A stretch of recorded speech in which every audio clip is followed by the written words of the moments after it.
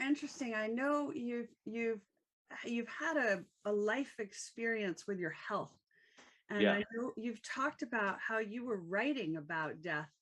And the next thing you know, you finished that book. And within a couple of months, you actually had to confront the specter of it.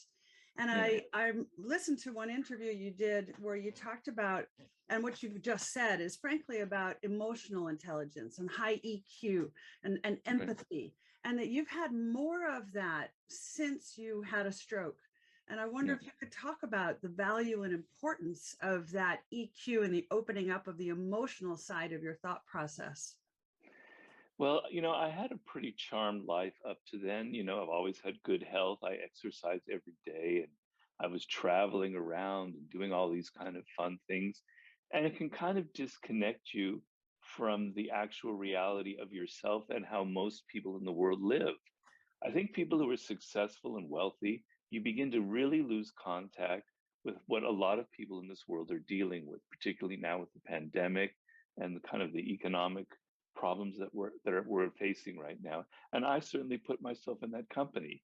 And then suddenly the rug is taken out of from underneath your feet, and I had a stroke, and I still am dealing with the left side of my body. I can't really walk very well. I can't take hikes like I used to. I can't swim. I can't do biking. I can't really even go walking, and you just imagine like what a limit that is on your life. So I go from this high to this very low. And it made me understand people who are dealing with health issues, who are dealing with, I was helpless for about a year. I had to rely on my girlfriend to do everything for me. I hate that feeling of helplessness.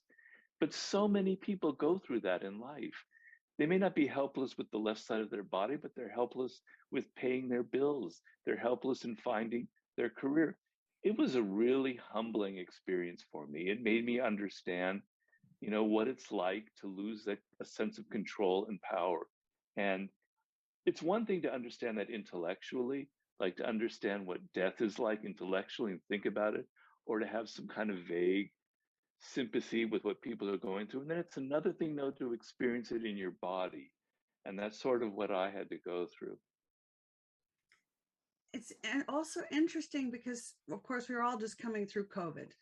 And that's been such an abrupt and deep shift in everybody's lives, and a lot of pain for many people involved in that, a lot of fear.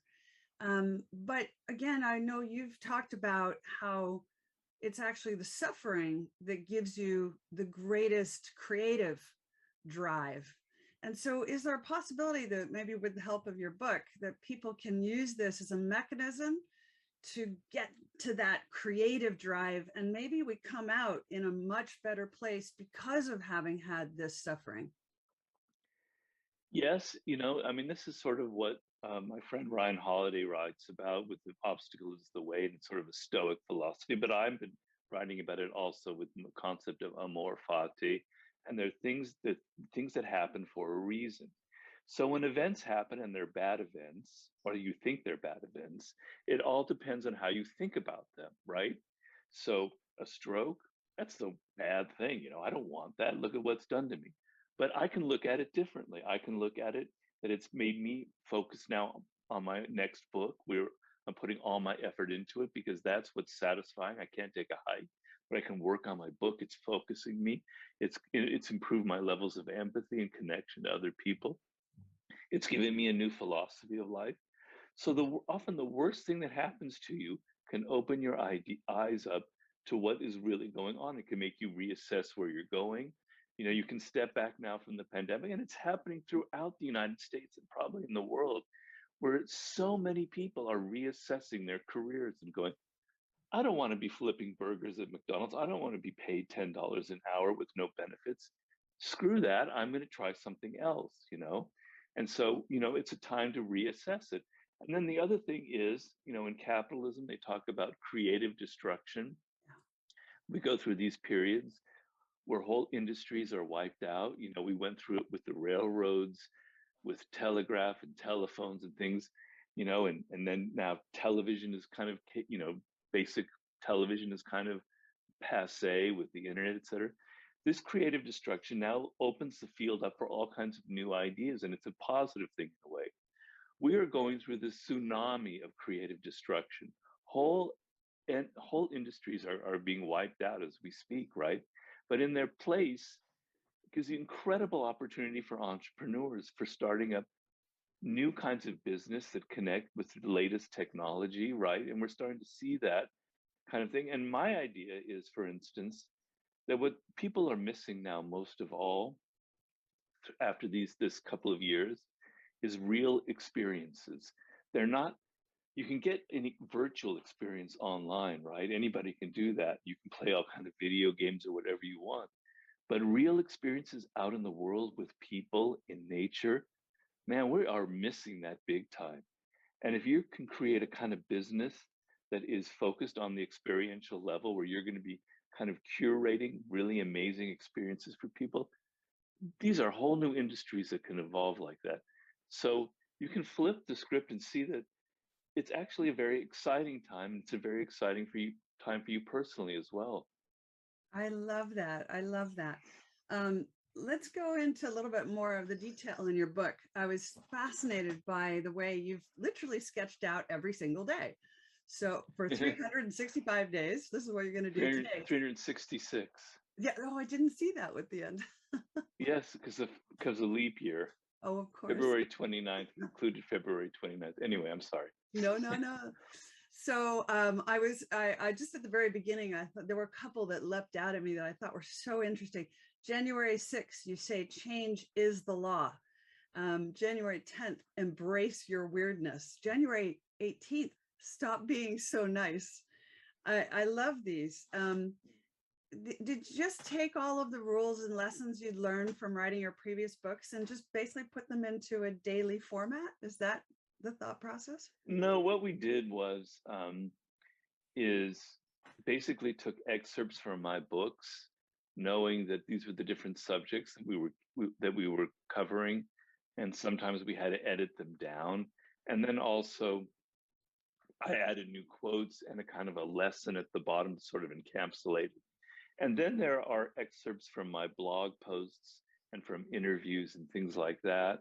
And then also from my new book. So it's kind of a grab bag, but most of it are things taken from my books and kind of condensed down, because a lot of people nowadays have shorter attention spans, let's just be honest. And I write, I tend to go on and on and on. I write very elaborately. And I'm just giving you the short version, like the quick little fix there, so that you can just think about it. And I think it's going to help people in their day-to-day lives kind of focus on these particular problems. Marvelous. Well, I think that's exactly what it is. It's almost like you buy a calendar, a paper calendar at the beginning of a year. This is a paper calendar to follow through the course of a whole year. Yeah. I'm very keen to ask you particularly about 50 Cent. I have to say, I loved that book. Oh, really? Well, that's nice to hear. I thought you don't look like the typical audience for the 50th Law, but that's great. I love it. Yeah, I think in a way, at the time when I was reading it, it was so to me, it was unexpected. I was fascinated by what 50 Cent had learned from his upbringing in basically in drug lord land and trying to survive between competing gangs. And so gifted and talented, he gets to Hollywood. They offer him these music contracts, and he realizes that the music companies are exactly like the drug lords, and he knows already how to negotiate with them, which is he gets his own way. And so could you just elaborate a little bit about your experience with him and what we can learn from his life? Well, it was a really wonderful experience. I tend to write about a lot of mostly people who are dead. And this was my chance to actually write a book with a real live power figure. I call him the Napoleon Bonaparte of hip hop, because he's very strategic and he's very creative on that level. And the thing is, he said, he was dealing a hustler on the streets of Southside Queens at the age of 9. His mother had been a drug dealer, and she was basically killed at a very early age, and he was 6 or 7 years old. So he was on his own. And then he dealt like dealing crack, and he was in jail for a while. he was dealing with some powerful, powerful stuff there, right? And then he decides to get into music, and he kind of apprentices under Jam Master Jay, and he's pretty good at it. He's talented at it, and then he hits a record contract with Columbia for his first album, and he starts going to the offices to kind of study how the business works because he just doesn't want to be a rapper. He wants to be somebody who understands the business side. And he told me, he said, Robert, nothing on the streets of Southside Queens prepared me for the kind of sharks that exist in the music industry, right? They are operating on another level because when you're dealing crack, et cetera, you kind of know who's who. That guy is dangerous. Never to turn your back on this person. When you're in the music industry and you're in these fancy offices, you don't know where people are coming from. They could be stabbing you in the back while they're smiling at you, while they're inking a deal with you. They have plans that you're never aware of. He was totally caught off guard. And then he was shot 9 times when he was about 20, 21, like at this kind of range. And he came this close to dying. And then he emerged and he got really angry because they canceled his record deal, Columbia. And he goes, I'm not, we're talking about failure before. He's like, I'm not, this is the opportunity for me of a lifetime. This was actually a good thing that happened. I'm so angry with the way things are. I'm going to come out a beast. And what he did was he created his own street campaign with his music, with what are called mixtapes. And he created this kind of viral sensation that led to a different record deal now with Interscope, et cetera. He completely bounced back from it, but doing things on his own. So he learned that in this world, you can't basically trust the people you're dealing with. They often don't have your best interests in mind. You have to learn to fend for yourself in this world. You need to have self-reliance. You need to be able to say, in the end, it's up to me whether good or bad things happen, right? And so that was kind of his philosophy. I sort of said, in following him and seeing him act in action, that it was a kind of fearless quality, not a fearless quality of being angry and violent, a kind of fearless quality that comes with some self-control, that knows if you're not afraid of the consequences of things, that gives you incredible power in life. So that book and my encounter with him, it taught me a lot about my own, compared to him, I'm a coward. And I always thought that I was quite a fearless person. I learned a lot just observing him, observing his calmness, his coolness under fire. And that book is kind of a meditation on the power that anybody can have in life if you develop this kind of fearless philosophy. Yeah, it's maybe is anger and vengeance a good driver? I wouldn't be here talking to you right now. I wouldn't have had one successful book if I didn't have anger. I'm not so much into vengeance because vengeance isn't a very practical thing, and I don't know really where it leads you. But we were talking about your dark side. Yeah. A lot of people have anger. It's extremely human to feel anger. I think everybody has it. Children obviously have it in big time. And it's how you deal with your anger. Whether you internalize it and you get angry with yourself and you get bitter and resentful and you kind of sink down further and further, or you externalize your anger and whether you learn how to channel it and integrate that shadow aspect of yourself. So I was angry at the kind of bullshit and hypocrisy that I noticed in the world, where people in power, particularly in Hollywood, cloak themselves as if they were saints, as if they were the Pope himself, and in reality, they are not. They're far from that. But nobody talks about that. Nobody describes that phenomenon. It angered the hell out of me, what I had observed and the silence in our culture. And I channeled that. I don't read the 48 Laws of Power. You don't hear anybody ranting. You don't hear that anger, but you feel it as an undercurrent. So that is one example of how to channel your dark side. Another way to channel it is you feel upset and angry about some cause in the world, like global warming or whatever. And you don't just simply get online and post Facebook things and insult people and yell, etc. You go and you practically do things. You're so motivated to save this planet that you're going to channel all that anger and ambition into actually doing something very practical. These are ways that you integrate your shadow. I could go on and on about that, but I'll stop. Yeah. I'm conscious of the time, and I want to leave a good amount of time to get to the questions that are coming in the Q&A chat. But I have two massive subjects that I'll finish Okay. with. And I mean, they're Okay. huge. Okay. So one of Ready. them is, I know, look, you're a historian. You really understand culture, history, and I'm really interested in zeitgeist. And Uh-huh. here we are today. I'd love your take on what's your make of the zeitgeist today, and particularly in light of, I personally have been writing a bit about how it looks to me like we're a little bit quietly slipping into a World War III, where the superpowers are confronting each other in space, in cyberspace, but it's outside of the public view. But you've written a book on war, and now here we're seeing these kinds of headlines, and I'm really interested. What's your view on that zeitgeist? So that's one big one. And the other one, maybe Wow. to finish on, is love. And you're writing about the sublime. And Uh-huh. you've written so much about how to manipulate people. Like, how do you fall in love when you have this level of mastery, expertise, and cynicism? Those are my two Okay. big ones. Wow. Oh, and I've got like 4 minutes to answer 4 them. minutes. Okay. Yeah. Okay. All right. Well, I mean, I read a very chilling article in the Atlantic a couple days ago by Anne Applebaum, a Oh yeah, I fabulous went to writer. university with her. She's brilliant. Oh, really? Yeah. She's one of my favorite writers now. She's really amazing. She wrote an article that will chill you to the bone.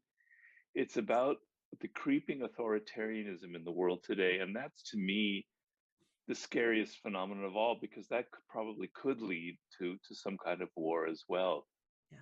Yes. 10 years ago, if you'd asked me, I was so wrong about the zeitgeist. I thought because of the internet, we were heading towards a period of great democratization, which was inevitable because people through the internet kind of realized that they had power. They wanted to cut out the middleman or middlewoman in business, etc. And so there was the Arab Spring, there were protests in Russia.